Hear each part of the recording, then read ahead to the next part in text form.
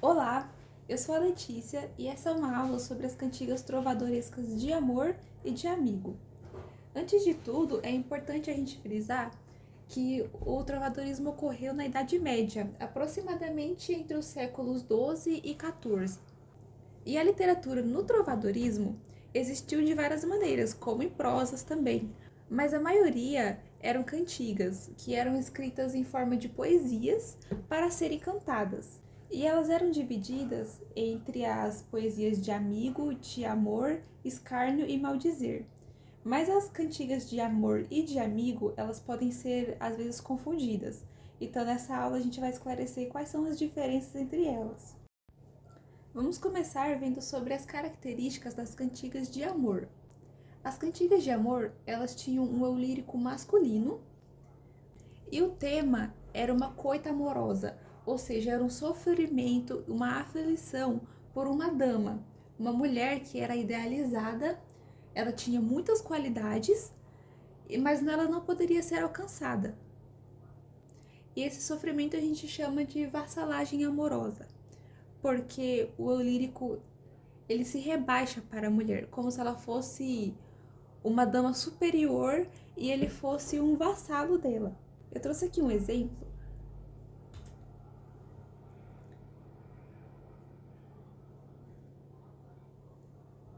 que é a Cantiga da Ribeirinha, de Paio Soares de Taveiroz. Claro que a linguagem portuguesa aqui não é a mais atual, tem muitas características da linguagem da época, mas ao traduzir a gente consegue identificar várias características da cantiga de amor, como por exemplo, como nessa parte aqui que ele diz: Mia Senhor, branca e vermelha. Esse Mia Senhor não significa senhor mesmo, significa senhora. E ele diz branca e vermelha, exaltando as características físicas dela que ele admirava muito. Aqui na parte de cima também diz moiro por vós, morro por vós, ele é capaz de dar a vida por ela. Também nessa parte mais para baixo ele diz que no dia que ele se levanta e ele não a vê, o dia dele se torna ruim. Então essa cantiga é um exemplo muito forte de uma cantiga de amor com o lírico masculino que sofre por uma dama inalcançável. E agora a gente inicia as explicações sobre a cantiga de amigo, que não era feita para um amigo, e sim para um amor, que na cantiga era chamado de amigo.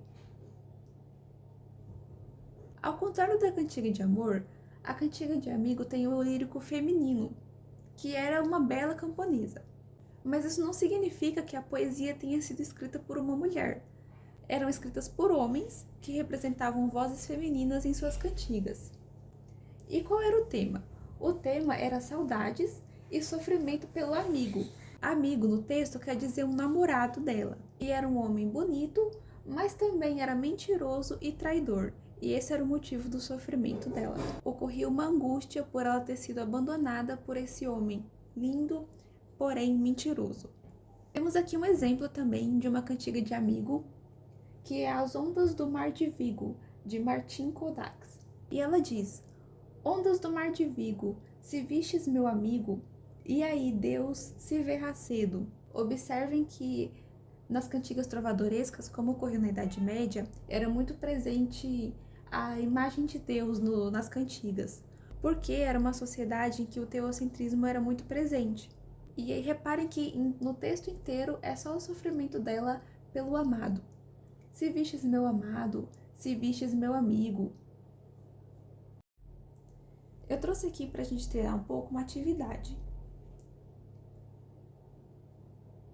A partir dessa cantiga que é A Dona que eu ame tenho, de Bernardo de Bonaval, você consegue identificar algum elemento que é possível esclarecer se é uma cantiga de amor ou de amigo? Vou deixar essa atividade aqui para a gente refletir e vou deixar a resposta na descrição do vídeo. Então, primeiro tenta refletir um pouquinho e identificar algum elemento no texto que faz você identificar se é uma cantiga de amor ou de amigo, e em seguida pode ler a descrição do vídeo para ver a resposta. Deixo aqui a referência usada para as cantigas.